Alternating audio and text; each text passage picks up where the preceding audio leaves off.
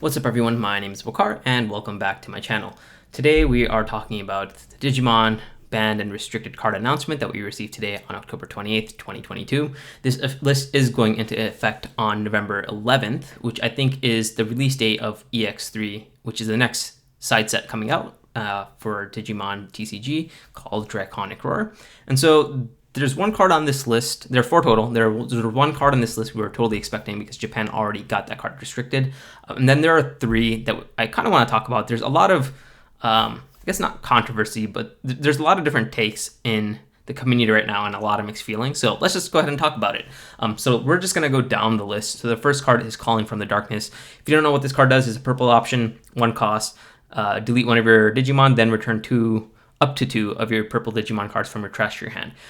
This, I think, it's a weird hit, especially because purple isn't really doing too much. The best deck is probably Minerva Loop, which is a good deck for sure, but it's not like the top tier deck, right? Like the other one that we'll talk about, which we'll jump ahead, is basically Crossheart getting hit, which is the top deck, should have been the top deck of the format, and probably will be until this list goes into effect. But so this was a weird hit, but the reasoning they give for this, I think, is pretty valid. So they're saying if the play cost is super low, low cost, and as a result, it's causing various endless loops and supporting unintended plays. So I think that reasoning is actually pretty fair. It does hurt purple decks, especially ones that run multiple copies of these, but this is at one, and I think a lot of decks probably only run one anyways. There can be a reasoning made that maybe you can run two, in which case it does hurt. So I'm sorry to any purple players who are running more than one of this. But I think this is a valid hit. I think it opens up more like creative space for Bandai to create purple cards without worrying about this card breaking something in the game. And so I think this is a good hit. And in purple decks, if you're running like Analog Youth, this can essentially be free as well. So it's I think the one cost is definitely way too low. If it was two or three, I feel like this card might be a little bit more balanced, but one cost is just way too low. So I feel like this is fair, although a bit unexpected. All right, next one is Sunrise Buster. For 5 costs, you may play one yellow or red tamer from your hand without paying memory cost. Then one of your opponent's Digimon gets minus 3,000 DP for the turn for every yellow and or red tamer you have in play. So tamer's effect, first of all, do trigger on play effects. Second of all, it is 2-color, but in Crosshearts, you're running Taiki, who's a red tamer. He's essential at 4 of. And your Kairi, I think, who's a yellow tamer, you probably run 3 to 4 of her as well. So using this in Crossheart is pretty easy. And then you're also playing a lot of, I think a total of about probably close to 8 red or yellow tamers. And so this can kill a lot of things just straight up and also play a tamer. And so this was an incredibly powerful tool, which people were calling for it to be limited or restricted in some way back when this was released in BT9. So now it finally has gotten hit. Of course, this does hurt some other non-meta decks like Rise Greymon and Shine Greymon, which obviously this card is supporting that archetype, I guess, that Digivolution line. But that deck isn't doing much anyways. I'm curious how that deck will shape up come BT12. So if you don't know already, BT12 does have a lot of protagonists from from each of the Digimon shows, because that's just how it was in the Cross Wars show, I think. I haven't watched that show actually, but I've seen clips of it. So we've already gotten pretty much all the protagonists revealed. We don't have the full lines for Takato yet. But we are waiting on seeing what Marcus and the Shine Greymon line looks like. I wouldn't be surprised if it was just pure yellow because we already have like a lot of red in that set, but yellow-red would also make sense. So maybe this hurts that deck as well in the future, but maybe they'll just get other tools as well that'll make them incredibly powerful and they won't even need to rely on this. So we'll see how that goes. Sakuyamon Maid Mode could also play this out for free when Digivolving, so that's also pretty powerful. So I think this is a fair hit, though. I think this is a card that was insanely powerful and could be easily abused in one of the decks that's already the top deck of the format. Or should have been. Doru Greymon was one we're not surprised by. This was one that pretty much killed Alphamon from being, Alphamon was a dominating deck back in BT9. And that would have continued for a couple of formats. So Alphamon, we knew Japan had this restriction go into effect already, so we were expecting this to hit the English version of the game sooner than later, and it is now that time. So no surprise there. I'm not going to dwell too much on this. I do feel like this was a bit harsh since it does totally just kill the deck and make it uncompetitive. But and more importantly, as my brother would probably mention if he was here right now, this kills all the Doru decks as well. So, but yeah, no surprise there.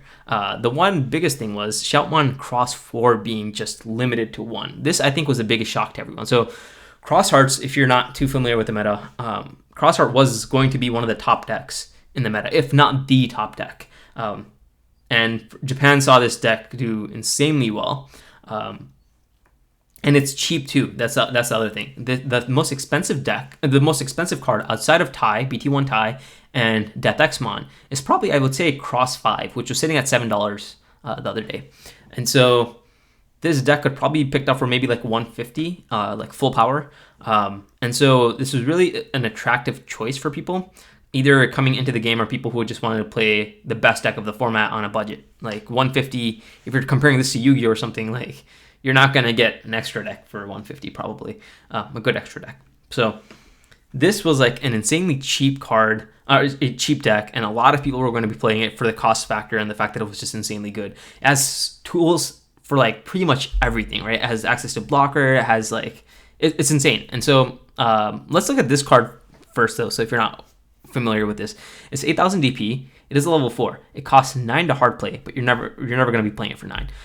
So material is safe too. So when this Digimon would be deleted, you take 2 of its sources and put it underneath the tamer. All right. So next, on play, draw 2. Also insanely good. Just while we're looking this up, let's go. One thing I do want to check is, sorry, my keyboard's on the other side. Zood. So this card was 7 cost to play and you drew 2. Okay, so this costs a little bit more, but I mean, honestly, you're never going to be playing it for 9 anyways. So draw 2 when it's on play, and then end of attack by placing all of this Digivolution cards underneath one tamer, you unsuspend a tamer and then delete this Digimon. So this has a lot of effects. They're not long effects. It's not Yu-Gi-Oh, but it has a lot of effects. And then on top of that, you can Digicross it. So you get -2, so it costs 2 less for each one of these different Digimon. So Shoutmon, Ballistamon, Dorulumon, Startmon. So if you have all 4, which it's not difficult to do, you can effectively play him for 1 cost, draw 2. Shoutmon underneath him as a source gives him gives him rush. So you can attack with him for 8,000, which is insane for a level 4. And then end of attack, he kills himself, puts all the sources underneath another tamer, unsuspends a tamer. Taiki, by the way, lets you Digicross with materials on their tamers by suspending himself. He's not once per turn. So you unsuspend your Taiki and you repeat. So if you have all your sources already set up underneath tamers, even if it's just a Taiki, if you start off with 3 memory and you have 3 X4s in hand, you could pretty much chain 3 of these. And that is absolutely powerful. And that's one of the reasons why this deck is insanely good. And so this being hit, I think, was kind of a surprise because I didn't expect it to be so soon. Although it was going to get hit at some point. So no one should be surprised by this, I think. But by the fact that it's getting hit, but surprised by the fact that it's getting hit so soon, like less than a month from the official release date. And so there's a couple of mixed feelings here. So people like me who feel like this deck is super oppressive are happy about this because, I mean, it is a very oppressive deck. By banning this and severely nerfing this deck, you open up a lot of space within the meta for other decks to thrive.